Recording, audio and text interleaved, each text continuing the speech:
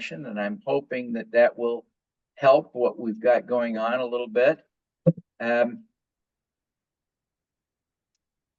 So I've kind of designed this today as a step-by-step guide to raising capital from the crowd, so that, and I hope, well, I know Jen's recording this. I encourage you to come back to it. You know, we can create notes very easily. I'm planning to turn this into a book soon, so that this will all be written down. I hope you will maybe just focus on absorbing it today and not get too distracted by note taking, given that it will be recorded and you can come back to it. I'm also happy to share the slides. You know, I call myself a champion of social good. I've written 7 books, including my latest book, How to Make Money with Impact Crowdfunding, which is a guide to investing via crowdfunding. I am most well known for my work as a streaming television show host. I host the Superpowers for Good show, and but I also host events around the country around impact crowdfunding. Our last event was in Chicago. We also did one in Baltimore and did one in Salt Lake City last year. I was the 2023 president of the Crowdfunding Professional Association and now serve as its volunteer treasurer. I mentioned that because I want you to appreciate that I kind of know what I'm talking about here. I've raised capital myself in a variety of ways, but I started and ran an investment banking firm that was registered with the Securities and Exchange Commission and a member of FINRA. It was twice, 2 years in a row, among the fastest growing companies in Utah. And we helped people do a lot of things, but the primary thing was to help people raise capital for their businesses. I've also served as the CFO and treasurer of big companies. So I come to this with a depth of finance experience, and not just, not that there's anything wrong with it, but not just a podcaster, if you will. So let me jump in now and get into some of the real substance. One of the things I want to start off with very quickly are some questions that Jen collected from the group, and I want to address these up front so they provide a little bit of context to the discussion. So these are 4 questions that came in advance. First, someone said, I'd like information related to nonprofits. Let me say, everything we'll talk about today is relevant to nonprofits. Nonprofits can raise money from the crowd as investments. But let me be clear, today's discussion, intended primarily for small businesses, is about investment crowdfunding. Some of the words I say are very relevant to donations type crowdfunding, but that's not what we're talking about today. There's one key thing you need to know for nonprofits. Nonprofits cannot legally use regulation crowdfunding. The primary exemption that most of us use when we're doing crowdfunding, whether we're investing or whether we are raising capital. But they can use other exemptions, other securities rules for doing the same kind of thing. So that the trade-off is you can't get WeFunder or somebody like that to help you, but you can get an attorney to help you. So the money you would spend on a portal, you spend instead on attorneys to help you do everything right. Now, second question, is crowdfunding regulated differently state by state? Yes and no. Regulation crowdfunding is a federal law, and so the states can't supersede it. They are not allowed to.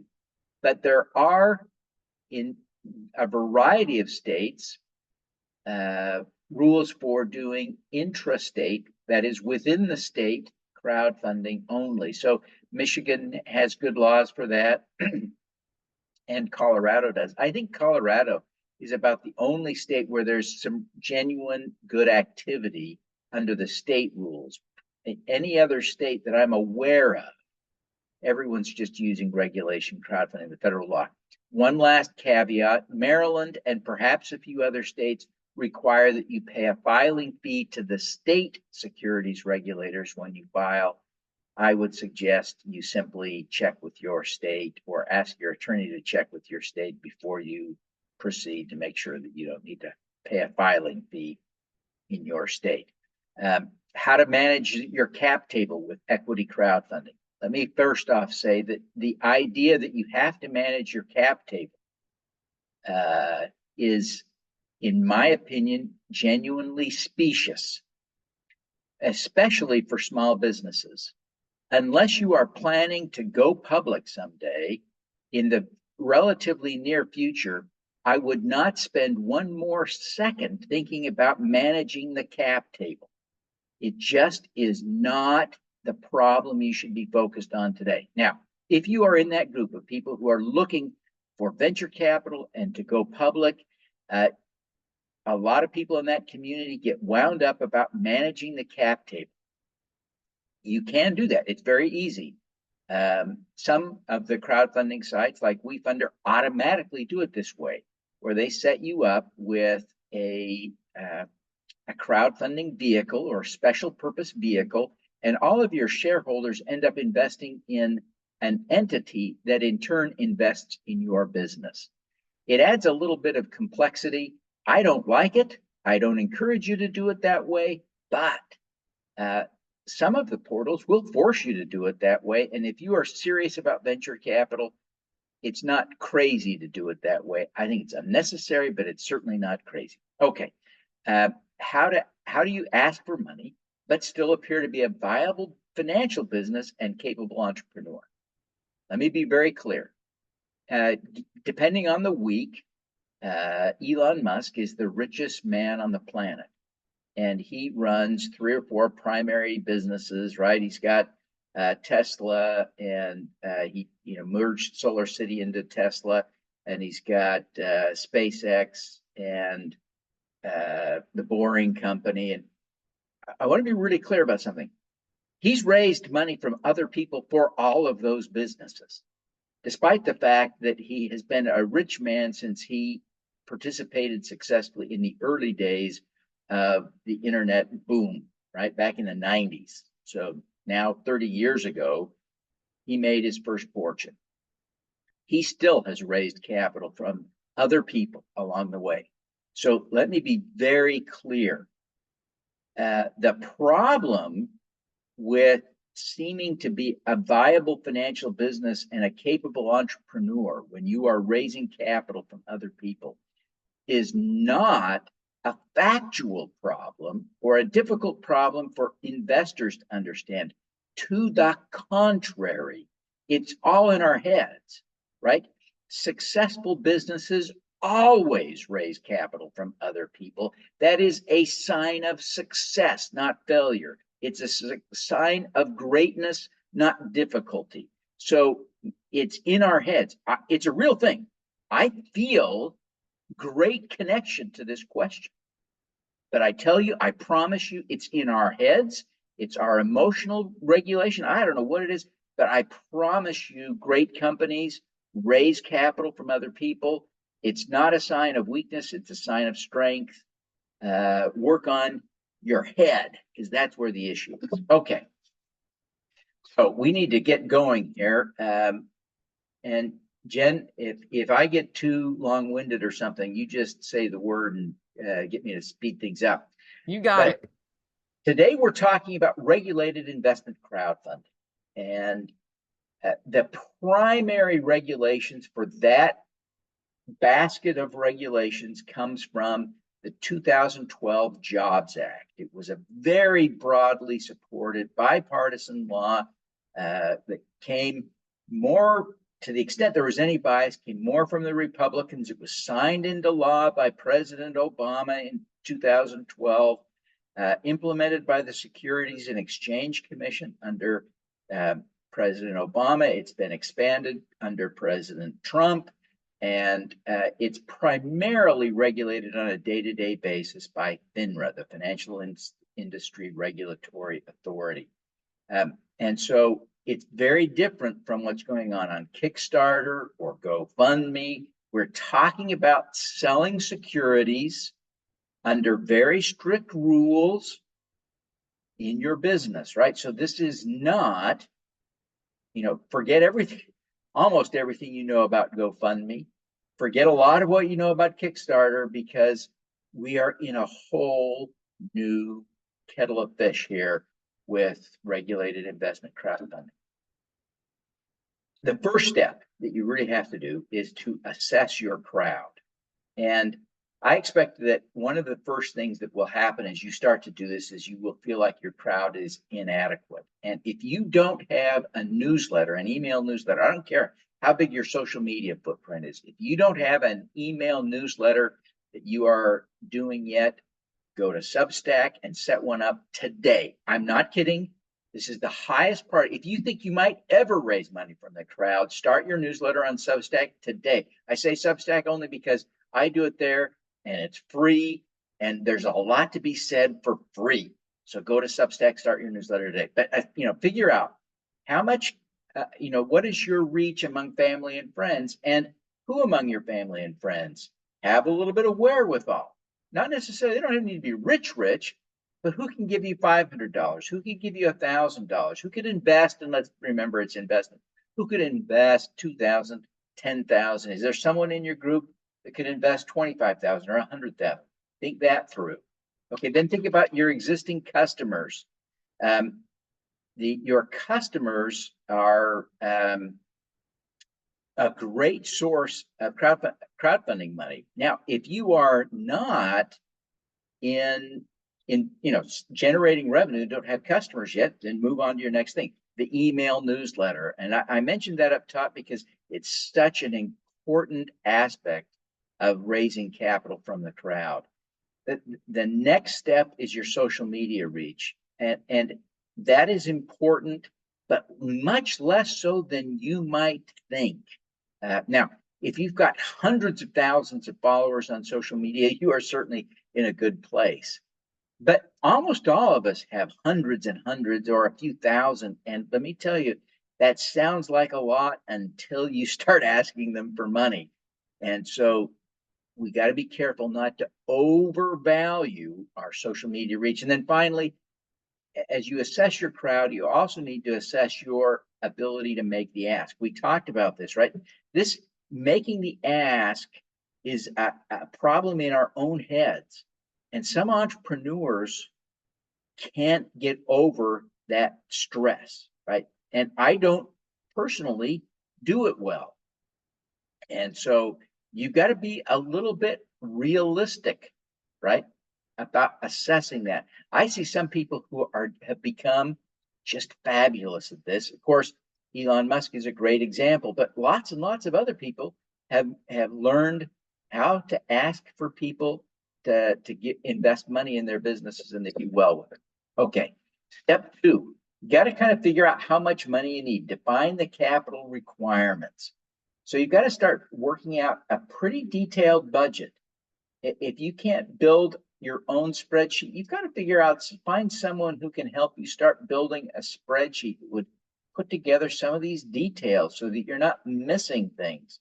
And this is a great place for me to just mention, I can't tell you how much I rely on ChatGPT.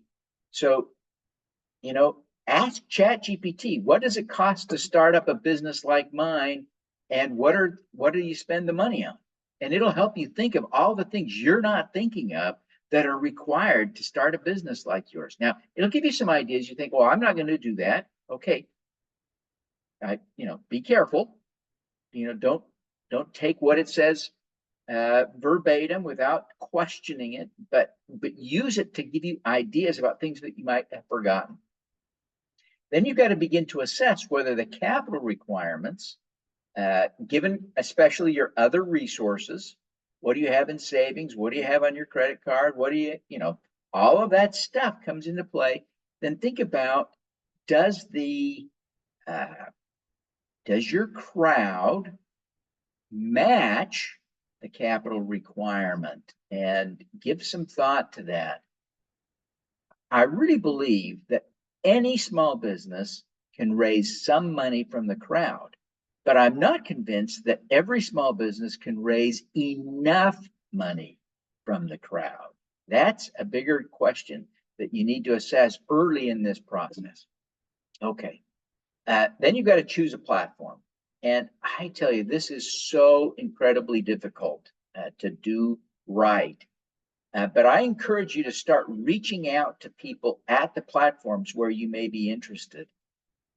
At the big platforms, Republic, WeFunder, and Start Engine, you maybe find it difficult to get much attention and personal help in the early stages.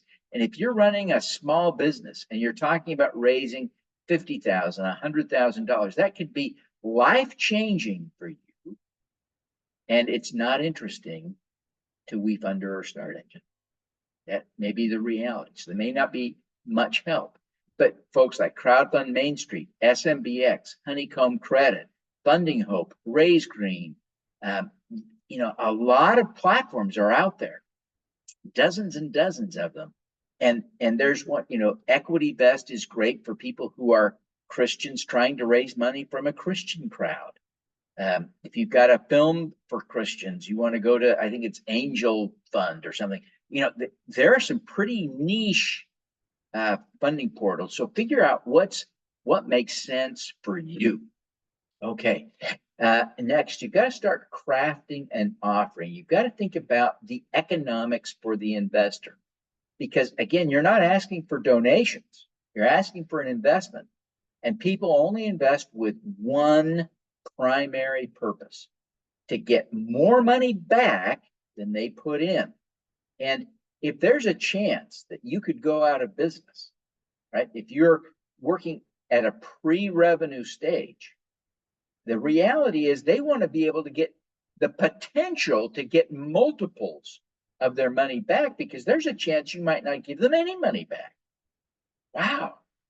So you've got to be thinking about that.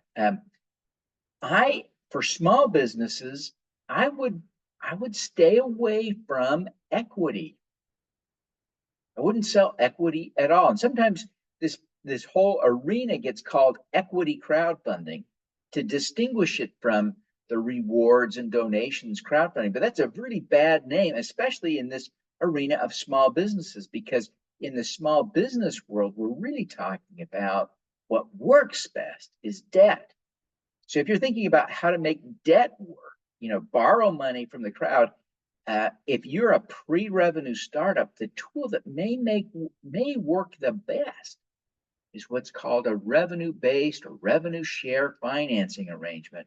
And under these terms, it's typically structured as a loan, and you just agree to pay people 2 or 3, sometimes even 4 or more times what they put in, eventually from your revenue. And so if it takes you another 18 months to start generating revenue, you don't make any payments at all. But eventually, you've got to pay people back 2, 3, 4 times what they put in. Now, you say, well, that's so much. Equity, let me tell you the difference. Equity investors, when they're investing in these early stage businesses, they want 10x, 20x, 100x if they're going to invest in something that works like equity, because they can't get paid back until you sell the business. But if you use this debt structure, you can actually get them a good financial return long before, and maybe even if you never sell your business. So you've got to craft your offering. I encourage you to look seriously at debt structures and remember to include in your story your social impact. How do you make your community better? How do you make your neighborhood better? How do you make the planet better? I would bet you dollars to donuts you can identify a really compelling impact story to your business. Any other questions, Jen?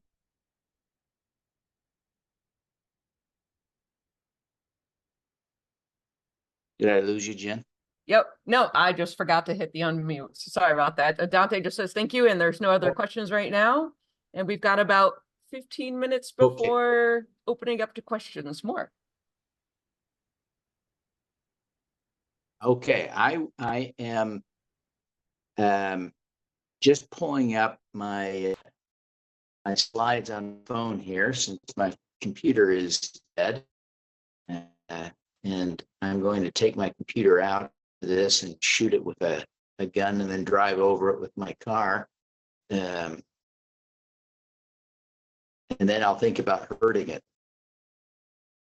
I'm going to see if I can't pull up my slides here on my phone to share them, but if that doesn't work, I apologize. But you know, when we got disconnected, I believe about some of the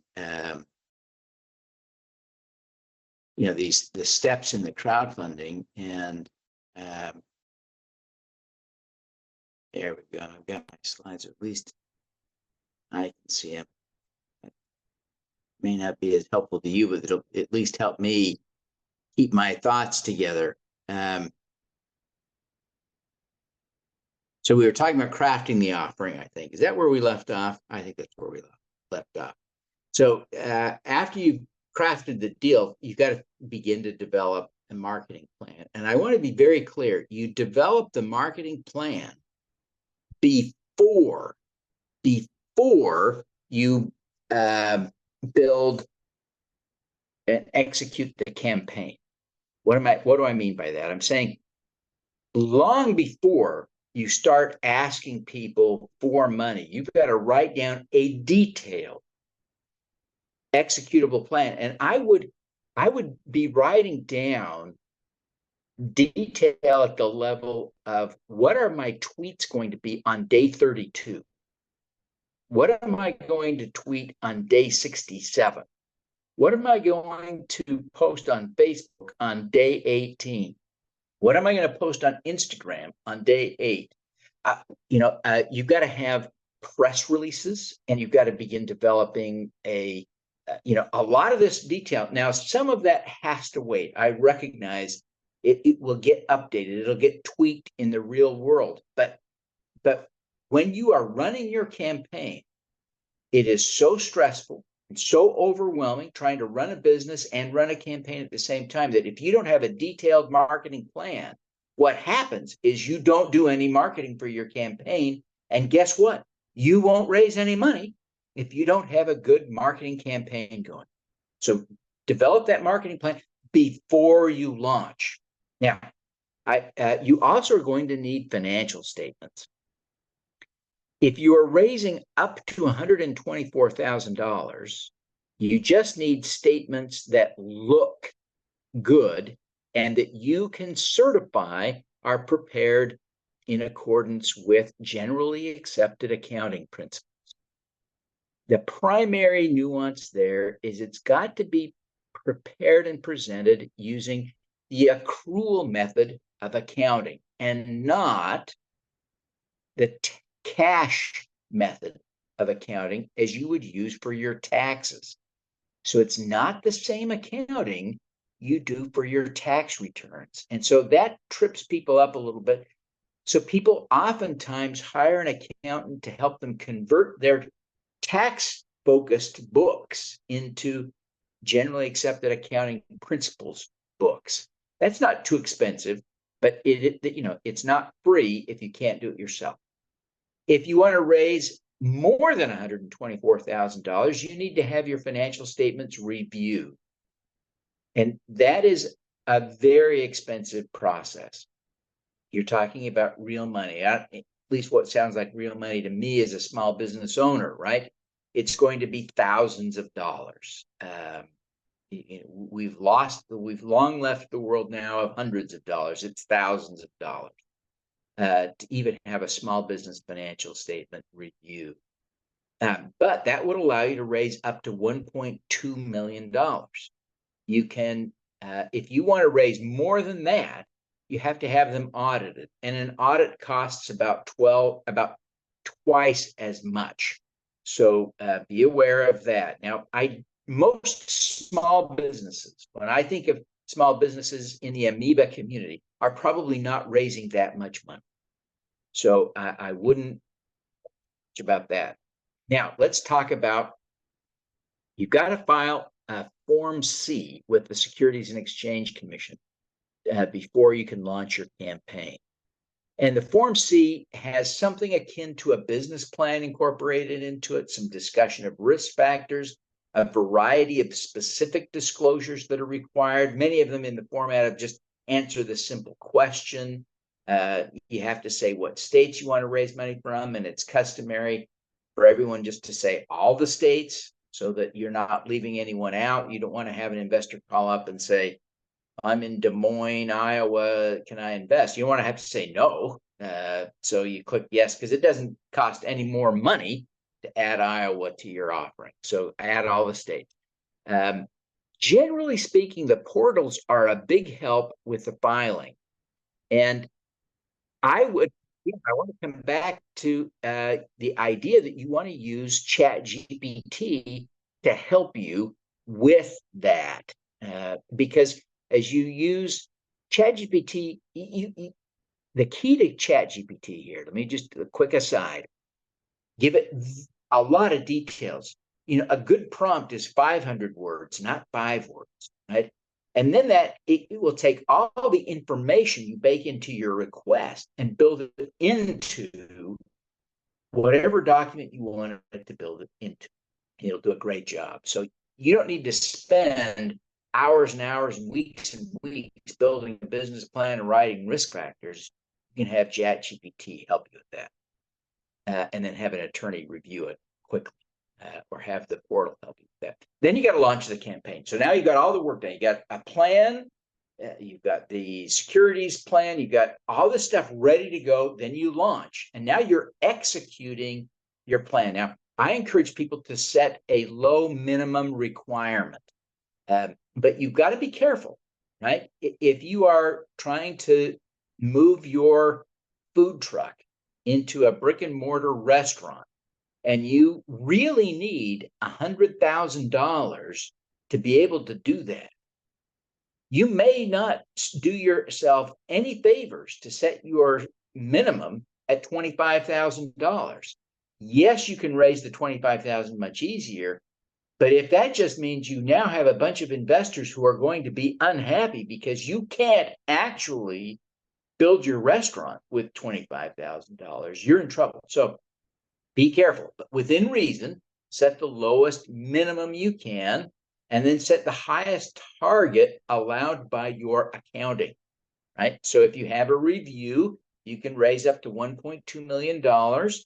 Set that as your maximum goal, and hope that you can get there. Hope that this will catch fire and you can raise lots and lots of money. One of the key things is to line up some big investors beforehand so that you can very quickly demonstrate progress. You really want to be able, in the first 72 hours, you should have lined up in advance people who are committed to invest immediately when the offering goes live, and they should get you to about a third of your minimum goal. If you can't get to a third of your minimum goal before you launch, you're really not ready to launch. Tap the brakes, give yourself more time, and go find 1/3 of your minimum target before you launch. And then implement your marketing plan, right? Okay, so the next step is sort of on actually raising the money. So you're out there, you're promoting your campaign, you're letting everybody know. I want to encourage you to focus on one-on-one interactions as much as possible. Customized, personalized email messages work really well. Here, I want to encourage you to invite your small investor friends to join group meetings rather than invest immediately, right?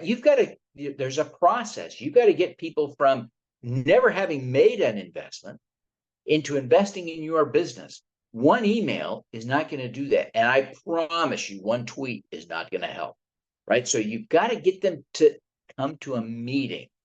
For small investors, get them to a group meeting. For big investors, for the larger ones, you want to get them to one-on-one meetings. Set up a Calendly link where you can get people to schedule themselves for a meeting with you.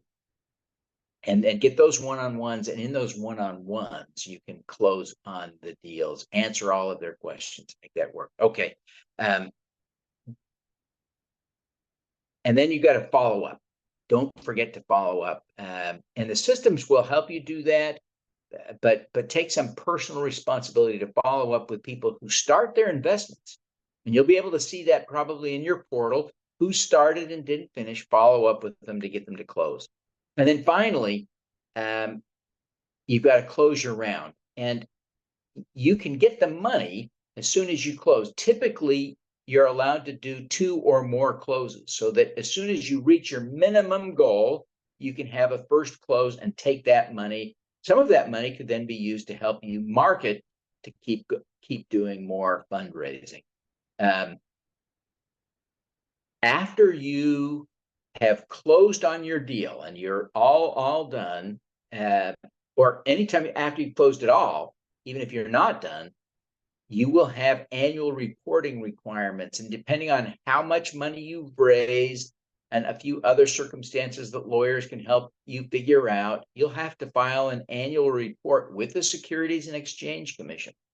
It's not a big deal, and your portal may be willing to help you do it, but you have to do it. And if you don't do it, the minimum penalty will be that you're not allowed to do crowdfunding anymore. And you do not want to get boxed out. You may only raise $30,000 or $50,000 with this round, but you may find yourself in 3 years in a situation where your idea is bigger and bolder and you need to raise $500,000. You're thinking the crowd would be perfect. We've got this big newsletter list. Now we've got 500,000 people and we need to go raise capital. This is perfect. You don't want to discover that you failed to file your annual report and aren't allowed. So be sure to set that up so that you can, comply with that annual report compliance requirement. So that's the thing. That's kind of the 10 steps to do it. You can do this. Thousands and thousands of businesses have done it. Billions of dollars have been raised this way. The average, the typical is a couple $100,000. You really can do this for small business. This is the jam. I mean, this is the marmalade. This is the jelly on the peanut butter. This is the way to grow your small business. I just couldn't be more excited about crowdfunding for small business, because this is where it's happening. Okay, so that kind of wraps up my thoughts. Are any more questions, Jen? No, but if you're okay with it, we can just let people, go off mute if they have a question. Does that work for you? Yeah, that'd be great. Okay. Does anybody have a question they'd like to ask? We've got 15 more minutes.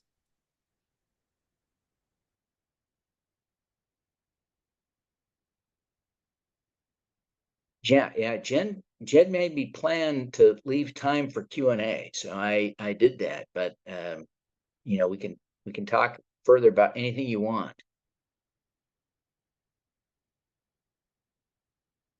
Let me suggest a topic for a little bit of follow-up conversation. May I do that, Jen? And let me suggest that anybody who comes up with a question, please, send it in the chat, raise your hand, stop me, but let's have the conversation you want to have.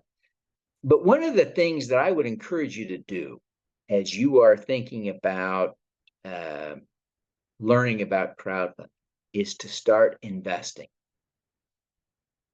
And as soon as I say that, I know you're going to say, well, I don't have any money. And I want to stop you right there. If you bought groceries in the last month using your own money, you can be an investor. And I really want to encourage you to do it. And what am I talking about? Now, it is not hard. There are literally right now, I didn't check last night because I usually check before I do my other speech on investing, but there are hundreds of offerings with a minimum investment under 150 bucks. And so a lot of people are in a situation where they could afford to do $100, $110, $120, right? A lot of people, a lot of you are in that situation. But if you're not, I respect that. I understand how hard it is to make a living. I understand the difficulties that you're facing. There are a couple of portals, crowdfunding portals, where you can invest very small amounts of money. The smallest I've ever seen is $1. I think it was on Net Capital. There was an offering that was $1. Now, the one thing I would say about that deal was it was so bad I wouldn't even recommend you invest in it. But it was a terrible deal, I thought, but that I would never invest in. But I have seen some great deals that I am really excited about, and I confess, I personally, as I've made dozens of investments now, many dozens of investments, but I have personally invested in one $5. And so if you go to Climatize, there's a little website up, but it doesn't work. They don't have their portal operating on the website. They have it as an app. You can only access it as an app. So on your phone, download Climatize if you want to invest $5, and you can invest $5 in a climate change solution, right?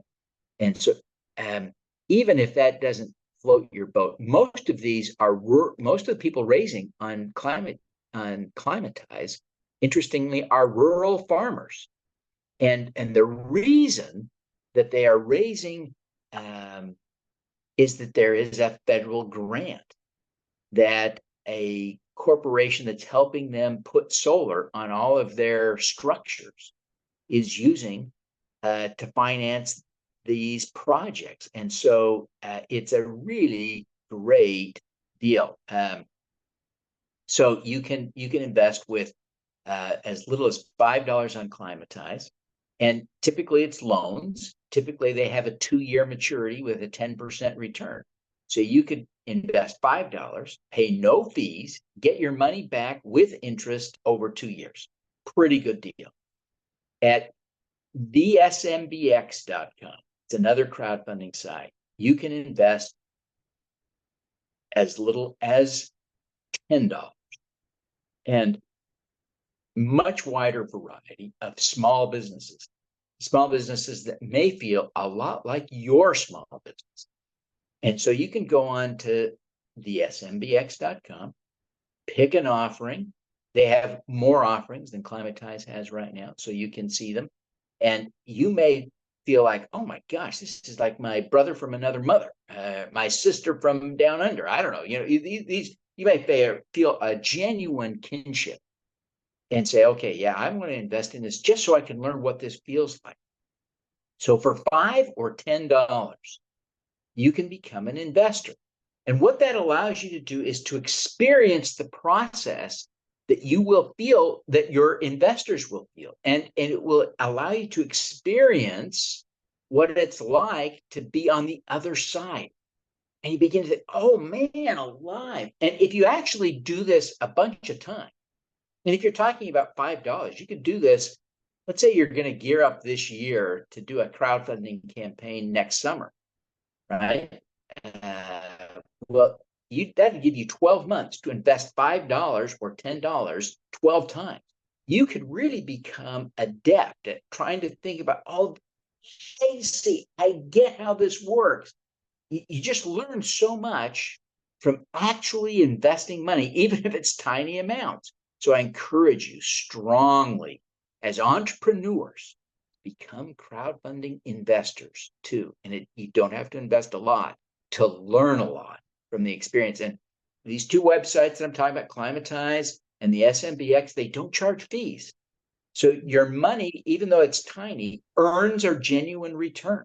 So it's just so awesome. I just beg you to start there. That's, do that. Okay. And Camille wanted to just mention that Kiva, while it's 0 interest, that is another opportunity you might want to explore with a minimum of $25 contribution. Yeah, and I think now they've got a cool program at Kiva that I know I use where they give you the option to sign up with as little as $5 a month if you commit to a Cool. monthly investment. And then they will just pick your investments for you. They generally are going to beg you for a donation at the same time you're making your investment. I get that. It's a nonprofit. You cannot make a profit on a Kiva investment. It is very different in that regard. But if you contribute $5 a month for the long haul, you will build up a little portfolio there of loans. And occasionally, they only go bad very occasionally. About 95, 96% of their loans pay back everything. And so you can redeploy those funds. But I know I had a Kiva loan go bad just this month. So it happens from time to time. But yes, that's a great way to learn. But the difference with Kiva is legal. It's not an investment. And so the experience is a little bit different than what you would experience making an investment on the SMBX or Climatize, or if you are raising money, your investors will have a slightly different experience on Kiva. Kiva, it's a little bit more donation-like, and so it's a little bit easier because they've got an understanding with the SEC. They are not subject to SEC investment rules. So I still love it. I do it. Again, let me reiterate, I'm a Kiva investor, lender, but yeah. Okay, sorry. Did any other questions come in? I didn't see any other questions come in the chat. Does anybody else have a question before we wrap up?